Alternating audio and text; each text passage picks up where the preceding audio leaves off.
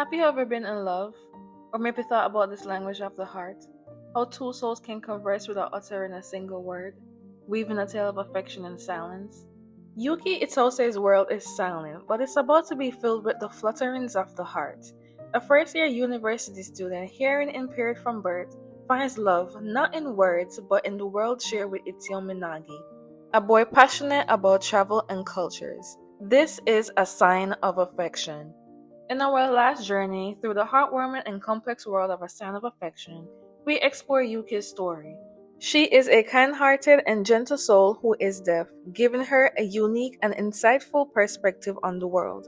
Her life takes an intriguing turn upon meeting Itsuomi on a train, a free spirited traveler who attends the same college as she does and is fascinated by new experiences. This chance encounter ignites a crush in Yuki, which gradually blossoms into something deeper. We also grew closer to Yuki's friend Rin, who harbors a crush on Kyoya, Itsuomi's cousin. Kyoya owns a bar that serves as a hangout for everyone, including two newcomers, Emma and Shin, who stumbled in one night, drunk as hell. Emma's interactions with Itsuomi spark concerns for Yuki, especially when it becomes clear that Itsuomi and Emma share a complicated friendship. So complicated that Emma occasionally borrows his apartment, but rest assured he doesn't stay there with her. Instead, he spends time with Kyoya until she leaves. The plot thickened when Emma, puzzled by Itsuomi's sudden interest in sign language, a language of love crafted by Yuki's hands, mentioned it to Shin, though neither of them had any idea why he would choose to learn sign language. Yuki, Rin, Kyoya, and Itsuomi plan a shopping trip, deepening the story when Oishi, Yuki's childhood friend, sees her en route to meet Itsuomi. Yuki concealed from Oishi that she was meeting Itsuomi, instead telling him she was going to the library. He should have minded his own business, yet his concern for her is evident. His protective instincts towards Yuki sharply contrast with Itsuomi's more laid-back demeanor, revealing deeper dimensions in their relationships. A tense moment unfolds between Itsuomi and Oishi when Oishi warns Itsuomi not to surprise Yuki by grabbing her without warning, given the fact that she is deaf and it could startle her. Itsuomi's response, "It's okay if it's me," strikes a nerve with Oishi, not because it resonates, but because it angers him, highlighting his unawareness of Itsuomi's significance to Yuki. Since Yuki has told Itsuomi before, "It's okay if it's you." As Rin and Kyoya navigated their emotional waters in Kyoya's car while waiting for Yuki and Itsuomi, their concern for Yuki highlighted themes of friendship and support. Kyoya, having understood from Itsuomi that he wasn't looking for a relationship at the moment, showed his care for Yuki, aiming to protect her from getting hurt, which is a stance I believe changed after Itsuomi met Yuki. From Rin's perspective, Itsuomi had developed an affection for Yuki. The episode also featured lighter moments such as Itsuomi playfully asking Yuki if she'd like to travel with him in his carry-on, reassuring her that she was anything but unneeded baggage, contrary to how she viewed herself. Yuki thought to herself, "Everything he says shoots right through my heart."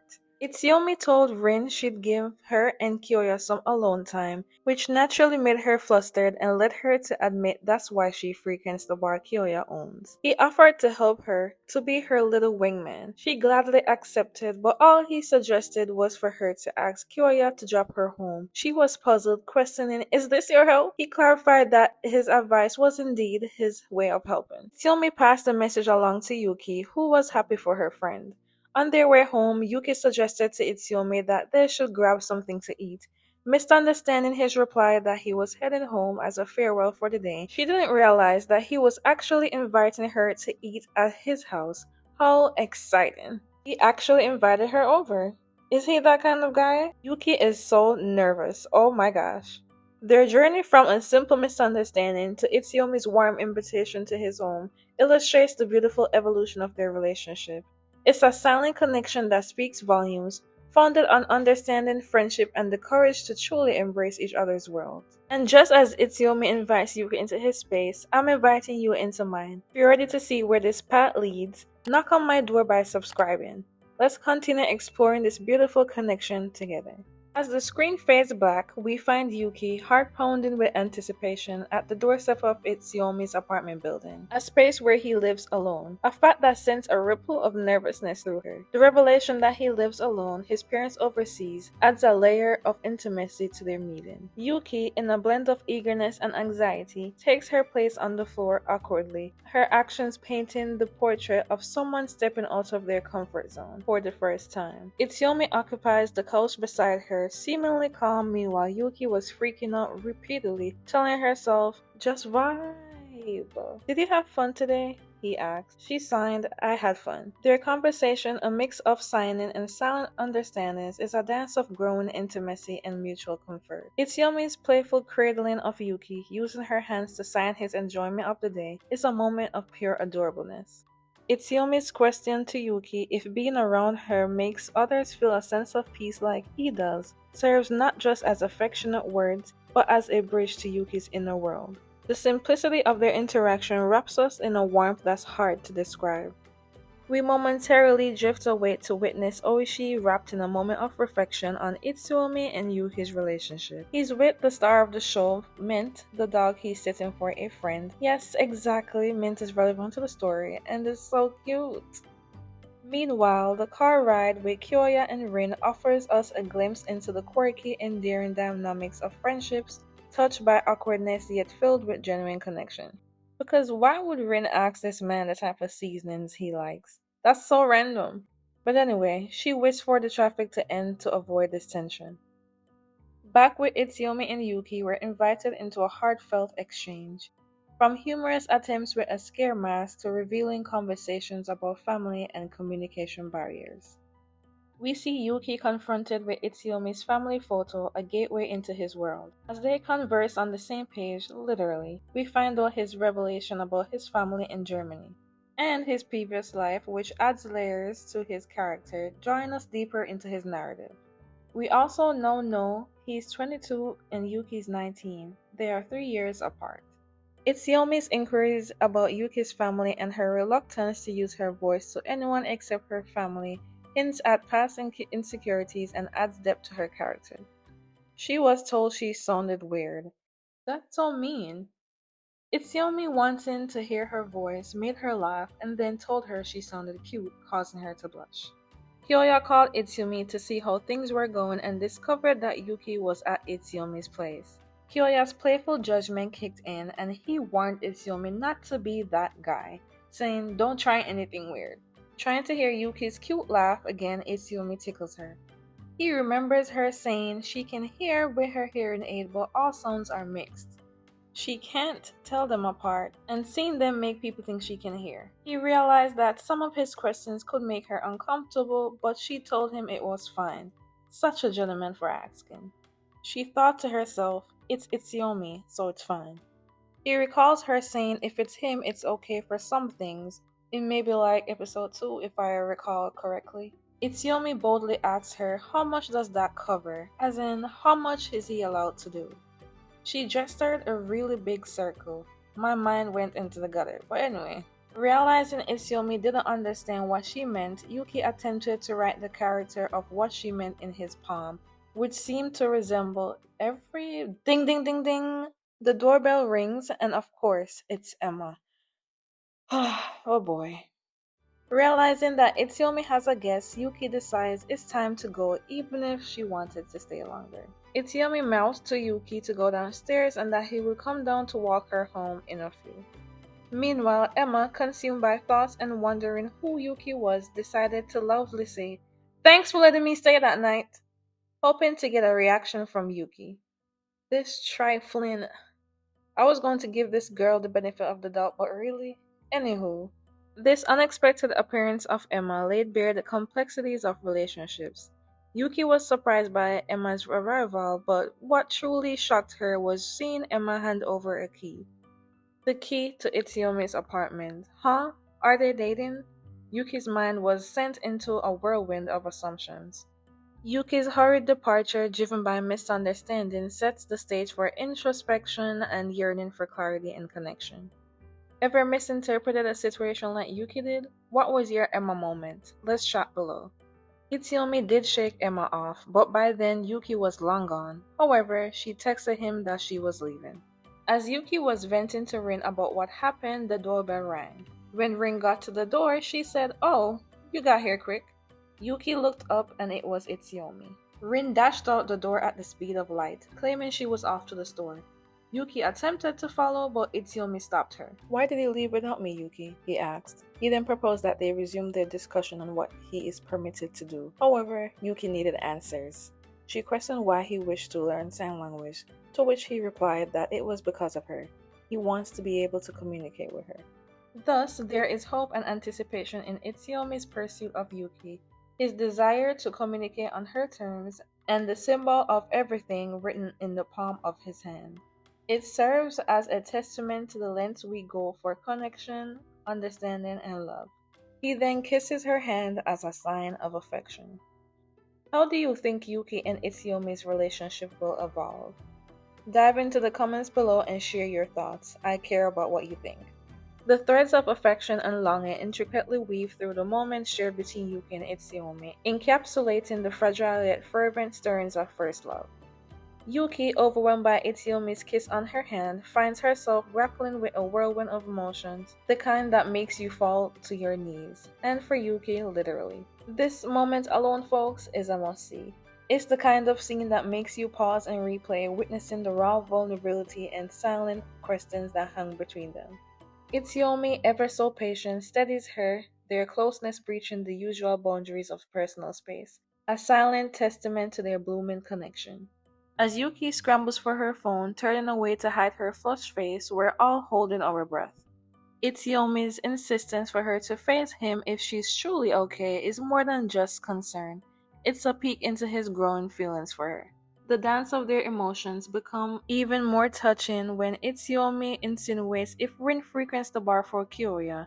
"Do you do that for me?" he asks for reassurance. Yuki's shy confession of love, signed with tender earnestness, goes unseen by Itsuomi, distracted by a call that promises yet another separation. He's leaving the country again. I must say, I was kind of blown away that she signed "I love you," but it's a beautifully crafted scene, highlighting the fragile beginnings of love and definitely a clip to look back on. As Itsuomi prepares to leave, standing by the door, his whispered plea, "Yuki, may I fall for you?" remains unheard, adding a layer of unspoken truths to their story. They both missed each other's confession. Meanwhile, the narrative thread extends beyond our central duo. Oishi's wholesome encounter with Yuki's mother during a walk with cute little men showcases the familial warmth and support enveloping Yuki. Oishi is a really caring friend, but when Yuki's mom mentions she's staying with a friend, he pictures it as Rin covering for Yuki, staying with Itsuomi. Poor Oishi. I think at this point, the story hints that he has feelings for Yuki. The poor thing. At Kyoya's bar, Itsuomi and Kyoya share a candid moment, with Itsuomi confessing his captivation with Yuki, a sentiment humorously echoed by Kyoya as being down bad. Did you know that subscribing is like ordering your favorite drink at Kyoya's bar? It adds an extra kick of enjoyment to the experience, and I would greatly appreciate if you did. The unexpected arrival of Yuki and Rin at the bar sets the stage for a pivotal confession. Seizing the moment, Itsuomi asks Yuki to step outside under the pretext of borrowing her from Rin. Believing he wouldn't see her again before his trip, he decides that this is the moment to make his feelings known. His confession, "Yuki, how about we become a couple?" stands as the episode's emotional core. Simple yet heartfelt, it prompts Yuki's innocent inquiries of "but why?" Each why is not merely curiosity. It's her way of delving into the depth of Itsuomi's affection, drawing her a step closer to his heart. To the first why, he responds, "Because I want to go out with you." And to the second, he reveals, "I have traveled a lot and met many people, but none of those places had you." "I want you, Yuki," he declared. She nodded yes, with intense certainty. His declaration highlighted by the depth of his experiences and Yuki's uniqueness in his world marks the beginning of their journey together. Rin and Kyoya warmly welcome their newfound relationship, creating a moment filled with communal joy and surprise. The walk back to Rin's place served as a testament to their commitment as Itsuomi reassured Yuki about past misunderstandings and promised a future devoid of them. He sent a text that read, "Don't worry about Emma. I just let her borrow my apartment, but I won't do it again." I'm relieved he addressed it and committed to never letting it happen again. Yuki's mom gave Oishi her number, and she also received a text from him. It seems someone is about to be heartbroken. Actually, make that two people. Oishi and Emma. The episode reaches its climax outside Rin's place, where Itsuomi's text suggesting Yuki get a passport hints at future shared adventures, and the tender hug from behind strengthens their bond. February 21st, Yuki reflects, marking the day their worlds intertwined, a testament to their shared journey and the promise of tomorrow. This episode was more than the blossoming love between Yuki and Itsuomi. It showcased a masterclass in subtle emotional storytelling. The precision in their gestures, the words left unspoken, and the eventual confession were all handled with finesse and highlights the creator's artistry. Every look and touch seemed perfectly measured, captivating us and leaving us yearning for more. The confession scene in particular served as a beautiful climax to the build-up of their relationship. Their story, a heartwarming mix of tender moments and sincere connections, encourages us to reflect on our own experiences of love and longing. But do you think that their relationship moved too fast? I've seen mixed opinions, but what does my crew think? Drop your comments below. Yuki's journey through the daunting world of job hunting continues, met with a string of rejections that seem all too familiar. The word unfortunately has become a constant in her search. Amidst this, Oishi shares that his sister, a fluent sign language user who's momentarily forgotten how, is back in town. They reconnect with Oishi acting as the bridge for their conversation, exchanging contacts in the process. His sister, observing Yuki's radiant glow, discerns the blossoming of love, clearly not for her brother, and offers Oishi a consoling, "hang in there, little bro." It's evident that Oishi deeply cares for Yuki, protective against anyone who might take advantage of her. Sentiment that doesn't go unnoticed by Yuki herself. Meanwhile, Emma's obliviousness to unreciprocated romantic feelings spark frustration. Does she not see that Itsuomi's heart lies elsewhere? Itsuomi and Yuki's relationship takes a spicy turn as they navigate boundaries and consent with a maturity that's both admirable and frankly quite thrilling. Itsuomi sends her pictures from his trip and wishes for both of them to have a good relationship. He urges her to be upfront about anything she dislikes. When she requests him not to touch her tummy again, he agrees but asks if he could touch elsewhere. She consents and he promises to take good care of her. Oop, spicy. It's got me kicking my feet and feeling all flustered. Why is the sky in my world so enormous? Yuki wonders. You can get clingy with me, he told her. She's in love and happy, and I'd be too. I miss you, she whispered to herself. On a train and missing him deeply, she's soon rewarded with a message from Itsuomi, eager for a reunion, now that he's back in town.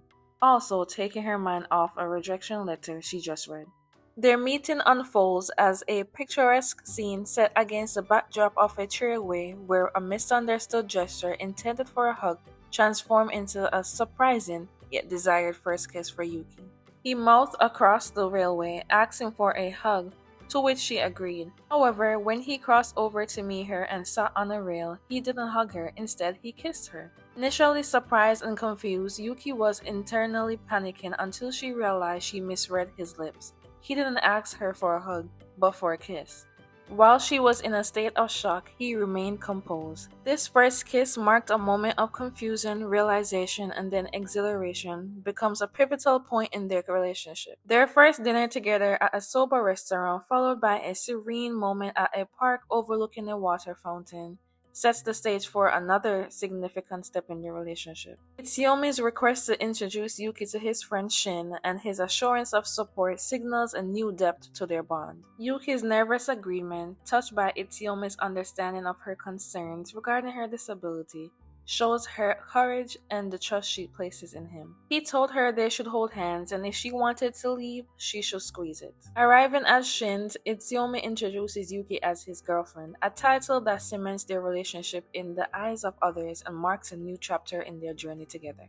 As Yuki blushes, he leans in and whispers, "You should subscribe. But for real, please do. Have you ever experienced a misunderstanding that unexpectedly led into a moment of joy in your relationship? How do you feel about the way Itsuomi and Yuki handled conversations about boundaries and consent? Let's share our thoughts and experiences in the comments below. As for me, I loved it. I don't think I've seen any other male character in romance anime encourage their partner to be upfront and tell them what they dislike. Actually, wait, didn't Izumi Miramura do that in Harumiya? Or am I mistaken? Let me know in the comments, and if there's any other characters who have demonstrated this green flag of open communication, let me know. Shin welcomed Yuki and Itsuomi into his home. As Yuki surveys the room, Itsuomi shares his admiration for Shin's music collection. Itsuomi makes it a point to inform Shin that Yuki is deaf but can read lips and communicate in other ways, ensuring she's included in their conversation. Shin, taking a more serious tone, reveals his plan to break the news to Emma gently, though he's aware she might still struggle to accept it and move on. Yuki figured they were having an intimate conversation and decided to avoid reading lips. How sweet of her, so considerate. This leads to a revelation that Shin has harbored feelings for Emma for years, patiently waiting for her to overcome her unreciprocated feelings for Itsuomi, who, it appears, has never reciprocated those feelings, and I mean ever. Shin asks Yuki to take good care of Itsuomi and wishes them both happiness. Plot thickens when Shin consults Kyoya about making a move on Emma, believing that Itsuomi might have hidden feelings for her, which explains his hesitation. Kyoya, however, dismisses the idea, suggesting that Itsuomi never had such feelings. He believes Emma had been waiting for Shin instead. Despite this, Shin remains skeptical. A pivotal moment unfolds when Emma receives a text from Shin hinting at a crucial conversation ahead. Meanwhile, Oshi is seen engaging in light-hearted banter with his college friends, providing a moment of levity amidst the unfolding drama. The scene shifts to Shin's workplace, a hair salon where Emma sits in his chair, triggering a flood of memories for Shin. He reminisces about the high school days, a time when a simple CD from Emma ignited his passion for hairstyling. Despite the close-knit friendship between the three, including Itsuomi, Shin's feelings for Emma are complicated, further entangled by misunderstandings and unspoken emotions. Now, in the salon, Shin nearly confesses his feelings but stops short, leaving the air charged with what-ifs. We also discovered that when Shin confronted Itsuomi in high school, asking why he didn't just date Emma, he was met with Itsuomi's response that he wasn't interested in that stuff at the time. To Shin, this implied there might be a chance in the future, which has fueled his hesitation over the years. Now, we understand why Shin has hesitated. As Emma expresses her deep love for Itsuomi, Shin seems to neglect mentioning that a relationship between them won't happen because Itsuomi is now in a relationship. Perhaps Shin thought it wasn't the right time to tell her, but I believe she needed to know sooner rather than later. The episode takes a hopeful turn when Rin suggests a group outing, including Kyoya, that Itsuomi describes as a sign language bootcamp. Yuki's enthusiastic, "I wanna go," injects a burst of excitement and anticipation for what lies ahead. How do you think this trip is going to go, my crew? In the end, Yuki and Itsuomi's story is not just about the challenges of a hearing-impaired individual finding love, but about the universal quest for connection, acceptance, and the shared moments that define our lives. Their tale, interwoven with the stories of their friends and the complexities of their emotions, offers a touching look at ways in which love and friendship can shape our worlds in unexpected and beautiful ways. Before you disembark from today's journey, remember to leave your mark on this voyage with a like, share your thoughts in the comments, and subscribe to join my crew of soul pirates. Until next time, sail safe and stay spirited.